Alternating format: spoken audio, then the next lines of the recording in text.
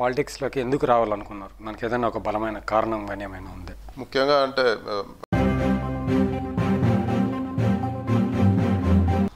గతంలో పనిచేసిన ఎంపీలతో పోలిస్తే మీ మార్క్ అంటే మిథున్ రెడ్డి గారు పనిచేసిన సమయంలో ఇంత అభివృద్ధి కార్యక్రమాలు చేశారని, లేదంటే గతంలో చేసిన వాళ్ళకన్నా ఎక్కువ చేశారా, లేదంటే మీరు అనుకున్న స్థాయిలో అభివృద్ధి చేశారా, చేయలేకపోయారా?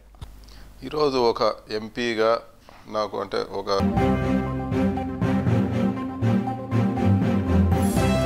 53% మీ హాజరు కూడా 53% ఉంది. హాజరు మాకు ఎందుకంటే మేము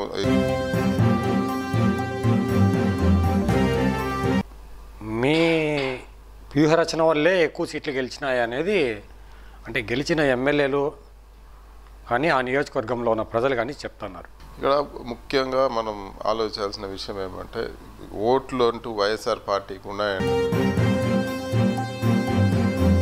అంటే ఇప్పుడు రాబోయే ఈ ఎన్నికల్లో ఎన్ని సీట్లు గెలుస్తారని అనుకుంటున్నారు సార్? 175 నియోజకవర్గాలు ఉన్నాయి కదా మనకు. మీరు ఎన్ని సీట్లు అయితే గెలుస్తారని మీ సర్వే కానీ మీ నమ్మకం కానీ? ఇప్పుడు మీరు ఒకటి ఆలోచించండి, ప్రతి జాతీయ సర్వే కూడా ఈరోజు తక్కువ అంటే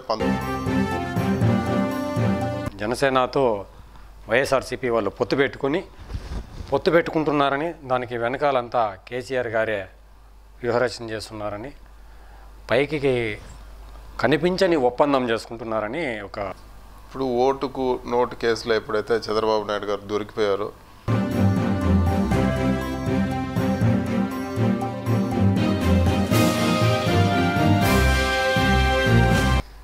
ఒకవేళ సార్ రాబోయే 2019 ఎన్నికల్లో జనసేన పార్టీ వల్ల ఏ పార్టీకి ఎక్కువ ఓట్లు చీలుతాయని గత ఎలక్షన్లో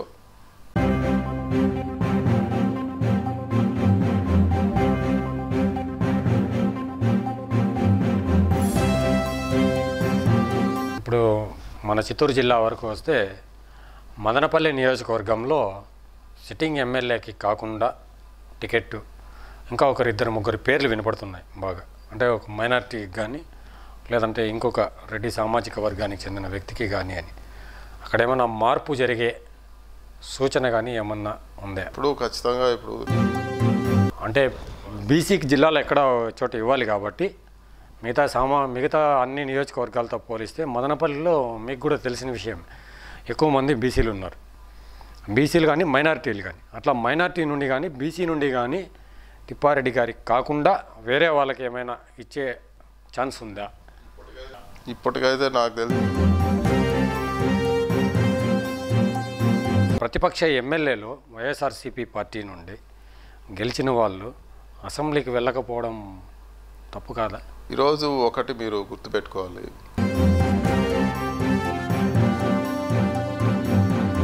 పార్లమెంట్ వరకు వస్తే దాదాపు మనకు ఒక 20 ఎంపీలు ఉన్నారు. 25 మంది ఎంపీలు ఉన్నప్పుడు 25 మంది ఎంపీలు పార్టీలకు అతీతంగా పార్లమెంట్లో స్పెషల్ స్టేటస్ విషయంలో అందరూ కలిసికట్టుగా ప్రయత్నం చేసింటే బాగుండేది. మరి అన్ని పార్టీలు కలిసికట్టుగా ఏ రోజు కూడా చేయలేదు. వైసీపీ వాళ్ళైతే ఒక అడుగు ముందుకేసి మీరు రాజీనామా చేసేసారు, మీతో పాటు మీ ఎంపీలంతా. అంటే ఏ రోజైనా కానీ మీరు వాళ్ళందరినీ కలిసి మన రాష్ట్రం కోసం స్పెషల్ స్టేటస్ కోసం ఫైట్ చేద్దామని ఏ రోజు మీరు వాళ్ళకి ఆహ్వానం ఇవ్వలేదా? అదే మీరు ఒకటి మీరు మీడియాలో కూడా గమనించి ఉంటారు, చంద్రబాబు నాయుడు గారు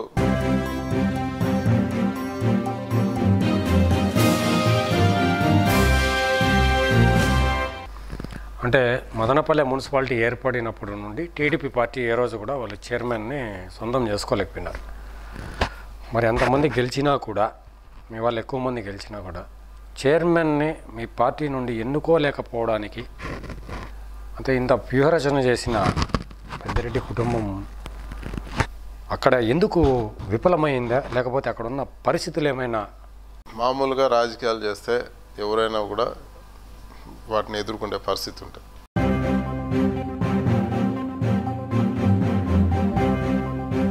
అంటే అక్కడ ప్రతిపక్ష సభ్యులుగా మీ కౌన్సిలర్లు కూడా ఎక్కువ మంది ఉన్నారు సార్. మీరు అన్నట్లు అక్కడ అవినీతి అవన్నీ జరిగినాయి అంటున్నారు. అంటే పూర్తిగా మున్సిపాలిటీనే పారిశుద్ధ్యం కానీ ఏం కానీ లేదంటున్నారు. మరి అక్కడ మీ పార్టీకి చెందిన కౌన్సిలర్లు ఉన్నారు, అదే పనిగా మీ పార్టీకి నుండి గెలిచిన ప్రాతినిధ్యం వహిస్తున్న ఎమ్మెల్యే గారు కూడా ఉన్నారు. మరి వాళ్ళు కూడా కొంచెం దాని మీద పోరాటాలు చేసింటే బాగుండేదని. ఖచ్చితంగా మేము ఈరోజు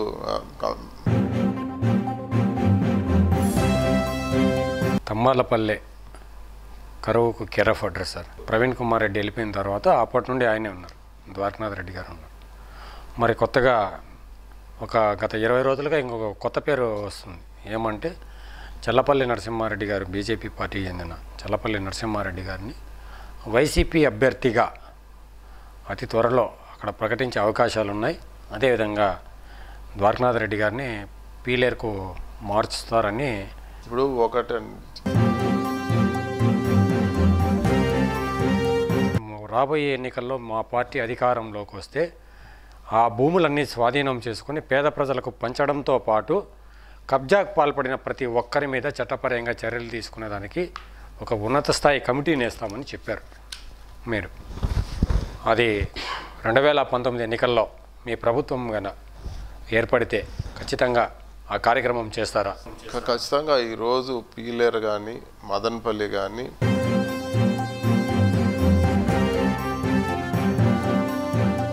ఇప్పుడు మీరు అన్నట్లు మీ పార్టీ నుండి 23 మంది ఎమ్మెల్యేలని చంద్రబాబు నాయుడు గారు తీసుకున్నారు వాళ్ళ పార్టీలోకి. మరి వీళ్ళకు మంత్రి పదవులు ఇవ్వడం రాజ్యాంగ విరుద్ధమా, రాజ్యాంగబద్ధమా? ఖచ్చితంగా ఇప్పుడు ఒక వ్యక్తి పశువులు కొన్నట్టు మా వాళ్ళు కొన్నారని చెప్పి తెలంగాణలో పోయి మాట్లాడాడు.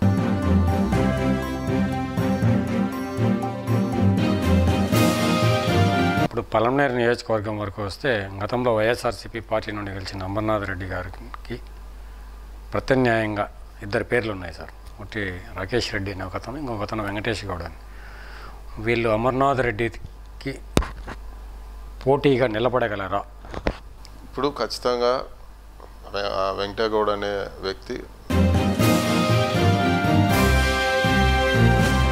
గడిచిన 4.5 సంవత్సర కాలంలో అధికార తెలుగుదేశం పార్టీ పరిపాలన మీద కొంచెం వివరణ ఇవ్వండి సార్. ఇప్పుడు వరకు అంటే ఎవరిని అడిగినా కూడా, ఈరోజు ప్రజల్ని ఎవరిని అడిగినా కూడా